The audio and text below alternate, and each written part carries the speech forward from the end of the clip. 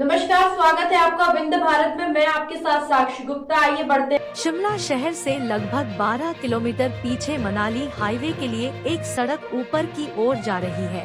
इसी सड़क पर 25 किलोमीटर चलने के बाद धामी नाम का गांव आ जाएगा। जिस दिन मैं यहाँ पहुँची हूँ उस दिन यहाँ मेले जैसा माहौल है।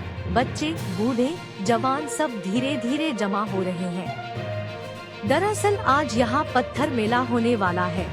यह मेला हर साल दिवाली के दूसरे दिन लगता है। इसमें दो समुदाय के लोग एक दूसरे को पत्थर मारते हैं। पहली बार जब मुझे इसके बारे में पता चला तो सुनकर अजीब लगा। सोचा क्यों न खुद धामी पहुंच जाऊं और आंखों देखी आपके साथ भी शेयर करूं। इस तरह चंडीगढ़ से टैक्सी लेकर मैं सुबह सुबह ही धामी गांव के सती चौराहे पर पहुंच गई हूं। पत्थर मेला में भीड़ उमड़ती है, इसलिए काली मंदिर के पास दुकानदार गोलगप्पे, चने भटूरे की दुकान सजा रहे हैं। झूले वाले भी आ गए हैं। मेले की तैयारी देखते हुए मैंने राजमहल का रुख किया। यहाँ मुझे राजा जगदीप सिंह से मिलना था। 2008 से धामी रियासत की जिम्मेदारी इनके पास है। इस मेले की खासियत यह है कि इसमें दो समुदाय आमने सामने एक दूसरे को पत्थर मारते हैं। ये लायक तब तक पत्थर मारते रहते हैं जब तक किसी का खून न निकल जाए। उसके बाद जब किसी एक का भी खून निकल आता है तो पत्थर मारना बंद कर दिया जाता है। फिर उस खून से मां भद्रकाली को तिलक किया जाता है। यह तिलक राजा करता है। यह प्रथा कब शुरू हुई, किसने शुरू की, इस बारे में कोई नहीं जानता है। राजा जगदीप इससे जुड़ी एक कहानी सुनाते हैं जो उन्होंने भी अपने माता पिता से सुनी थी। कहानी कुछ इस तरह है। धामी राज परिवार की एक रानी थी जो कि शारदा चौराहे, जहां आज चबूतरा है, पर सती हो गई थी। रानी इस बात से आहत रहती थी कि मां भद्रकाली को नरबलि दी जाती है।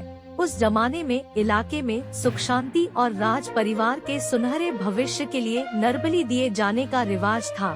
रानी इसके सख्त खिलाफ थी। रानी तब तक राजमाता बन चुकी थी। राजमाता का कहना था कि नरबलि की जगह भैंस की बलि दी जाए। राजा ने राजमाता की बात मान ली।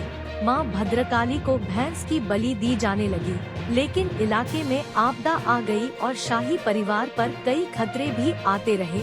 राजमाता से निवेदन किया गया कि हमें भैंस की बलि देनी बंद करके नरबलि देनी फिर से शुरू करनी होगी। इस बात पर राजमाता नहीं मानी। इसके बाद बीच का रास्ता निकाला गया कि एक ऐसा खेल करवाया जाए जिसमें दोनों तरफ अलग अलग समुदाय के लोग हो। एक राजा की तरफ से हो और दूसरा भी उसी राजपूत वंश से हो। दोनों ही समुदाय के लोग एक दूसरे को पत्थर मारेंगे। पत्थर लगने से जिस व्यक्ति का खून निकलेगा उसके खून से राजा मां भद्रकाली का तिलक करेगा।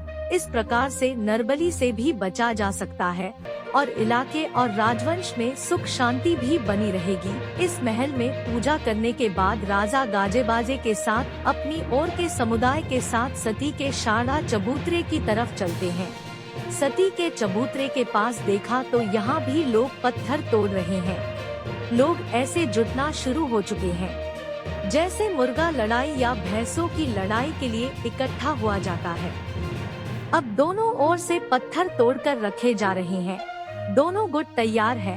पुलिस ने दुकानें बंद करवा दी और इलाका खाली करवा दिया है। शिमला हिल्स रियासतों में धामी रियासत एक ऐसी रियासत थी कि जो किसी अन्य राज्य या रियासत के अधीन नहीं रही।